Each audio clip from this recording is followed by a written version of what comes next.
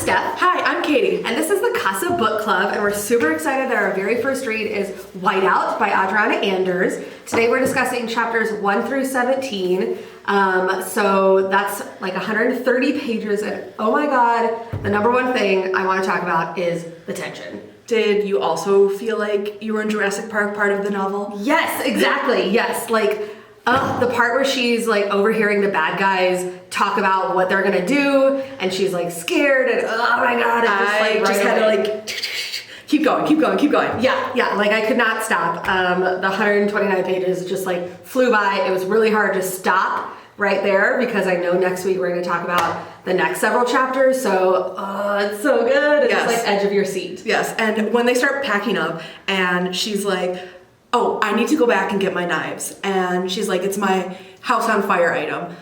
Do you have a house on fire item? Like, imagine all people, all living things, all your pets get out of your house alive. What are you taking with you? Okay, I'm glad you said pets because obviously number one would be my adorable dog Freddie, which if you guys haven't seen him, he's all over our Instagram. But if he was safe, then it's hard to choose. It might be between two things. So I have several cameras that my grandfather owned when he was alive, and they're on like my mantle, and they're just like really, really sentimental. So those, but also I have like a signed arc of a book that like is the most meaningful book ever to me. What book? It's called Kids of Appetite. It's by David Arnold. I love it so much. It has like 8 billion of those little page flags in it. So that. What about you? This is really hard because I don't collect things, like I don't hold on to things. I would probably grab my computer. I know, Hey, but, fair. But I have most of my photos on there, and yeah, I'm dumb and I don't upload them to any other site. I really should after this conversation. But let us know what your item is because we want to know what you would grab running out of the house. Yeah, tell us down in the comments. I want to know for sure. So, you know me. My favorite kind of romance hero is like the grumpy grump that doesn't really know how to talk to people, has probably been like holed up by himself for a really long time. There's like a hero in a Katie Ruggles novel that like is my perfect dude in a book. In real life, not so much, but in books, that's what I want. And Ford Cooper is that grump. Yeah, the scene where he first like lets out almost a chuckle, like it's not even a real laugh, and she's like, "Was that a laugh?" And I no, like it just so real. I love it. Yeah. That's my kind of thing. I don't know. So I'm obsessed with him. I think Adriana did a really great job with his character. I cannot wait to see him come out of his shell and fall in love and just be like so cute. I know it's gonna happen. I can't wait.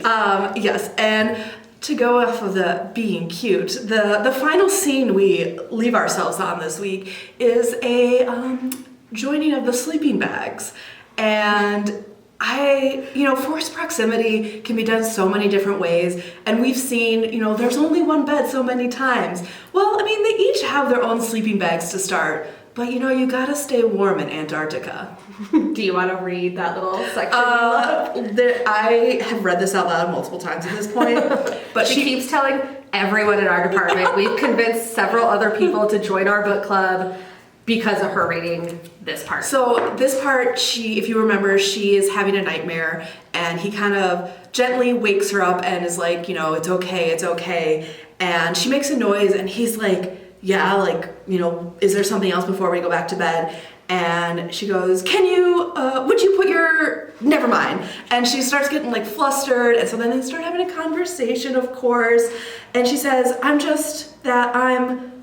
and he thought she was going to say cold, but then she says afraid, and he jumps into action. Like, A+. I love it. How can you not? How can you not love that?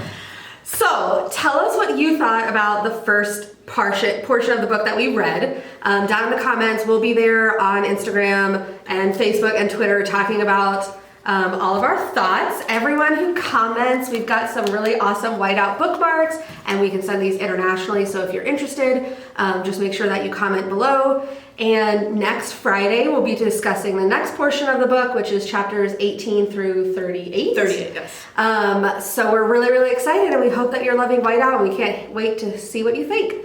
Bye. Bye. See you next week.